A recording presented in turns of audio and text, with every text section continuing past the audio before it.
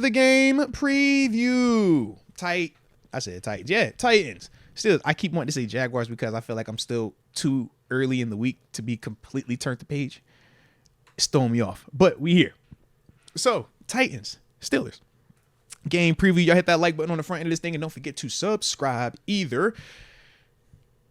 But I'll drop a couple of my matchups, man, and after that we'll talk a little talk. But obviously to me, man, starts with Derrick Henry. Gotta stop him, man. I'm looking at Derrick Henry and these inside linebackers. That's gonna be a big time matchup for us. You heard me and Deke both talk about Derrick Henry and his impact on this offense, how he makes their life a lot easier. Our inside linebackers, man, you got to tackle, bro. Got to tackle. Now, they've been doing a great job all season. We haven't had a group play this well in the past couple of seasons, man. But this is going to be one of their biggest tests. I think Christian McCaffrey was the biggest test. I think Nick Chubb's test got cut short. Obviously, he got hurt. Derrick Henry is the guy. All right, Josh Jacobs, we won that. That was beautiful, right? Shut it down. But Derrick Henry is definitely one of those guys that if he's hot, that offense is a handful to deal with, because now the play action pass game becomes so prevalent. Now they get those one-on-ones on the outside, and that's what they're hunting. But if our inside linebackers can just consistently tackle him, not allow that 6-yard run to turn into a 80-yard run, not allow that tackle for loss to turn into a 40-yard run. If we do those things, which I feel like we should be able to, it's not going to be easy, but I think we should be able to. If we do that, man, I think it's a great day in terms of that part of it, right? Next thing, we said, all right, they ruled Chris Hubbard out. Salute that then. We happy about it. Nicholas Petit Frere. Shout out to you, man. But either way, you got to block TJ Watt for 4 quarters. I don't think you can do it. I personally don't, man.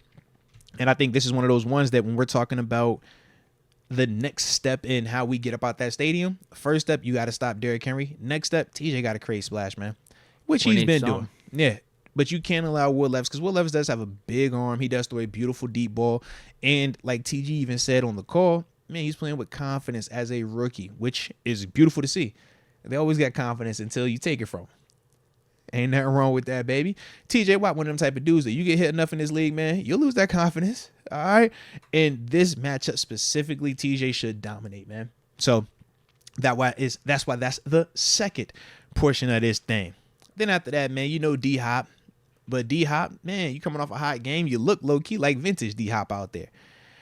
But you got to go against JPJ this week, man. When I watch D-Hop off coverage, he killed it. Press coverage, it wasn't as sexy. JPJ is a press coverage corner. I want to see when that's happening. My big concern, though, is we don't travel our corners. So how long does it take for Tennessee to either say, D-Hop, we're only going to put you on the left side or opposite side of Peasy Jr.? Or how long does it take for us to either say, Peasy Jr., you can move with him, or we're going to be stuck altering our coverage? I don't know which is going to happen first in this sequence, but I do know whenever JPJ is matched up on D-Hop, that's when we got to have, because they're going to be looking at him because that's the vet on the rookie. But I think this matchup is actually perfect for Peasy Jr. because of his style of play. Big, long, physical. D-Hop, big, strong, physical. Low-key is going to be like Peasy Jr. and George Pickens at training camp. How they was battling back and forth, except I think GP is a little bit more electric right now than Hopkins is at this stage. But we will see. We will see. Then after that, though, man, bringing it to the trenches, Jeffrey Simmons, he a dog.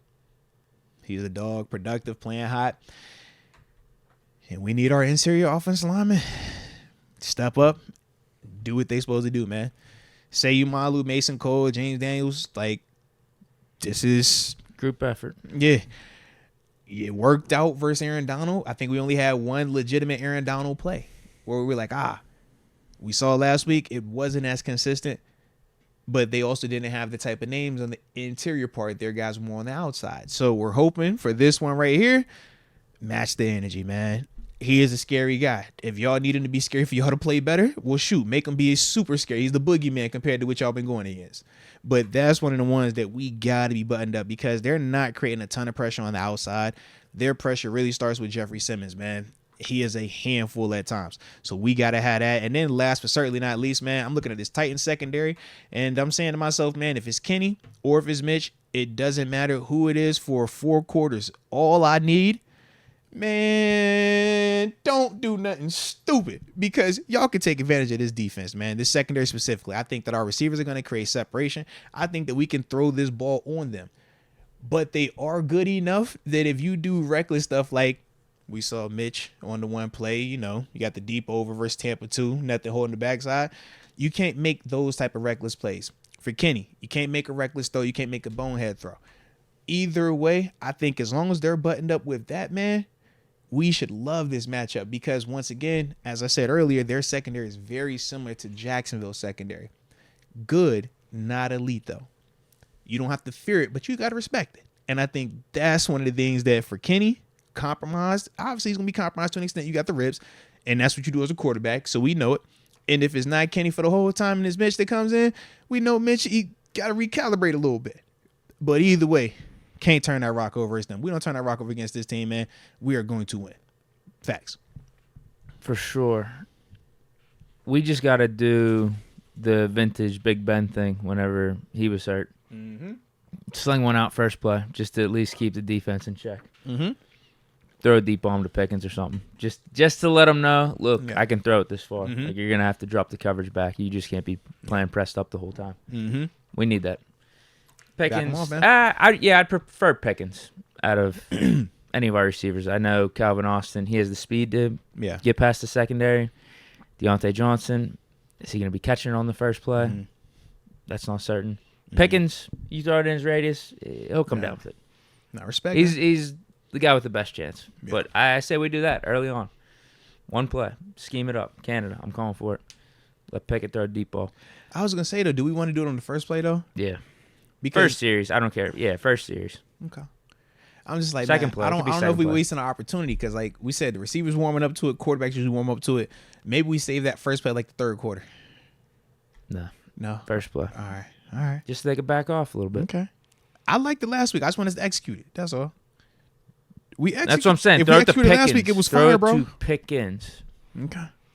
Like you said, don't let it be stupid. If it's double coverage, take what they give you. But We saw it try last to week, scheme though. something up for that. We literally, I feel like we could point to like 3 legit throws like you talking about early on. Like, we just got executed. But we was like, yo, all right, we see exactly what we trying to do here.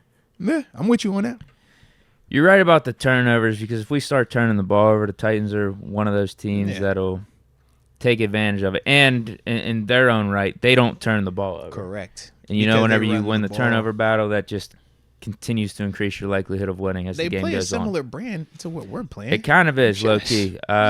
Their offense hasn't really been that explosive, but they're not turning the ball over. And we haven't been turning the ball over that much recently. Mm-hmm. Pickett over the last 2-3 games, he's been keeping it clean. Mm-hmm. Their defense, it's been similar.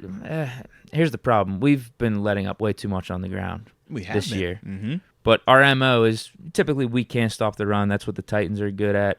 And their secondary is their weakness. But they do enough where they stick around. They got that bend but don't break thing that, again, our defense has too. It's just we're more talented. I think we're better on both sides of the ball, talent-wise. Like, on paper, there should be no issues with this game if you're the Steelers.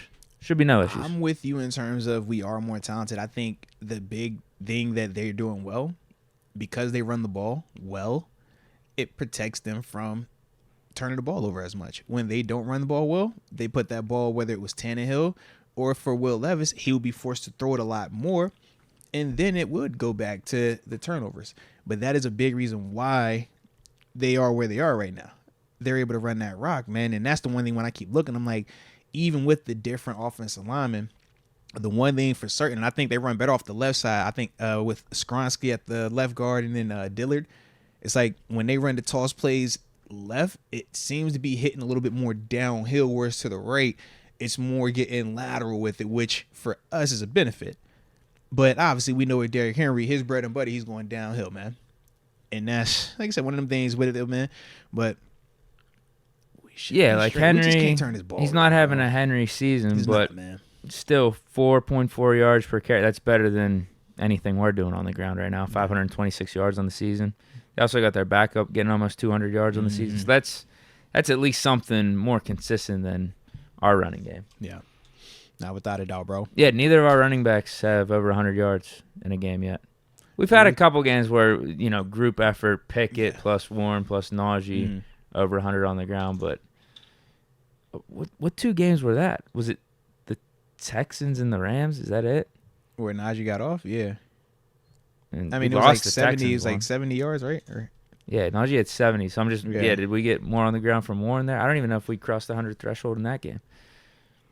Yo. Definitely maybe the Raiders. Was it Raiders, maybe? Maybe. Total? Yeah, maybe total. I think total-wise, yeah. Maybe total. Because you say no individual, but I think we've once or twice had a total of over 100. Yeah. Which is kind of crazy, bro. It's kind of crazy. We should win this game.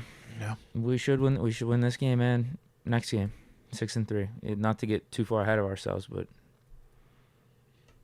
just get the 5-3. I'm just bummed about the Kenny injury. Again, I'm just really bummed about that because I don't know how limited he's going to be in this game. I think if he's full and the Kenny I was seeing in that Rams game and then midway through that Jaguars game, we're definitely fine. I'm even more confident. I'm still confident, but it's just the bummer that we got a little setback when it felt like things were starting to click. No, I'm with you, bro. No, I'm definitely with you, man. All right. Well, if you're ready, man, we'll go ahead and I guess drop our predictions in here. Sure. And Mike Hood, he's just peaced out. He had to go off to church. Salute you, Mike Hood, man. Say a prayer for me too, man. I can never have enough of that. Salute you one time, Mike Hood. All right. But yeah, man, in the comment section, y'all drop y'all score predictions, man. Who gets it done? What is the score? You want to go first, bro? Yeah. Talk that talk. This one's for the losers out there that think Will Levis is better than Kenny Pickett because he's not. That's what I'm here to tell you, and that's what Pickett's going to show you on Thursday Night Football. Wow. Levis, congratulations. You got 4 touchdowns in your first game. The NFL is a league that's all about what have you done for me lately. And what have you done for me this lately? is going to be your next game. This is going to be your latest performance, and it's not going to be good. And Kenny Pickett will outperform you, and Kenny Pickett is going to win this game. And the Steelers are going to win this game. It's going to also be the Steelers' defense that fluster Levis out there. Absolutely. But I think he'll be lucky if he sees 1 touchdown. Talk that talk. I definitely see multiple turnovers in his future for this Thursday night. I'm talking about Will Levis. Yeah. Meanwhile, Kenny, we just mentioned it. He's keeping it clean. He's not turning the ball over like that. Expect a couple touchdowns. He's banged up. He's going out there like a warrior, man. That's what Steelers quarterbacks do. You're a little banged up. Who cares? It's about the team. It's about doing whatever it takes to get that dub. And Kenny Pickett is the best quarterback on this team. Clearly, we got to see that last week. Talk it. Reason he's QB1. Talk it. So yeah, I think it's a gritty type of win, but it's also. I don't want to jinx this. Oh, I don't think I can jinx it though because I don't think you can. Yeah. I really don't because. Talk that talk, bro. Don't shy around it. Just say it. When's the last time we've done anything like? I can't jinx it. There's no way because even with me not saying it, okay, the Steelers have continued to keep games close. That's what I'm getting at here. The Steelers will have this wrapped up in the third quarter. Bro, please. That'll be actually when the watch party about to end. Sure, it could be a 2-score game or something, but we're all gonna feel it. Talk it, Deke. They're not gonna be able to do anything on offense against our defense. Deke, if it's third quarter and this game is done, you know it's gonna be a happy night for me, man. Come on, baby. Come on now. That's what it's gonna be. Sheesh. I don't think it's possible for me to jinx it, right? I don't think it's because possible I don't think I've made that claim a couple times before, but not that frequently. I don't think you can jinx that, bro. I don't think you can jinx this one. And we always like to keep things close, no matter how much we're up in the first half or in the third quarter. Somehow we find a way to get our hearts pumping in that fourth quarter. But I think it's 23-10 Steelers. I like your style, bro. We low-key not off either, man. That's actually kind of crazy. So you go 23-10. Yeah. I'm 24-17 because I think they get a cheap one. I'm like, garbage time, I think they get a cheap one. I don't know how it happens. I think they get a cheap one though, bro. So you're saying our hearts are pumping a little bit. Yeah. Like, I don't think it's the blowout like how you're predicting it. I think we're back and forth, but we're in control. Kind of like almost like that Rams game to an extent, where it's like, yo, we felt we did some positive things, but we could definitely feel like they were in it. And it's like, It still came down to like a Stafford Hail Mary chance or something. Okay. But then it was like, yo, we know we were up and we still got out of that thing. But it was like, yo, they still kind of was around. I think for this Titans team, because of the short week. Short week, we know we're going to have potentially, you know, new people out there, right? No Mika, so we know definitely going to be something new over there. But just as a whole, man, short week, it just gets weird. TG kind of talked about it because on Thursday night games, they usually are weird. They either are super low scoring or they get kind of robust. You're like, bro, how'd this happen tonight? It's just the weirdness of Thursday night games. But as a whole for me, man, I think that we take care of business, man. I got it, like I said, 24-17. I feel like we will be able to move the ball. I feel like if Kenny is out there, I think that he goes back to looking like how he was prior to getting hurt. He was aggressive. He was taking good shots. It wasn't a big him and Deontay Kenny could not game. be stopped. Right. That's my thing. I'm like, I think that comes right back. I just have my concerns with his overall health. But that's also why I said, as long as Kenny or Mitch doesn't turn the ball over, we're going to be fine, because the great thing that we do is win up front. And that makes every quarterback's life a lot more challenging. He was not, like, he got hit a lot last week. Don't get it twisted.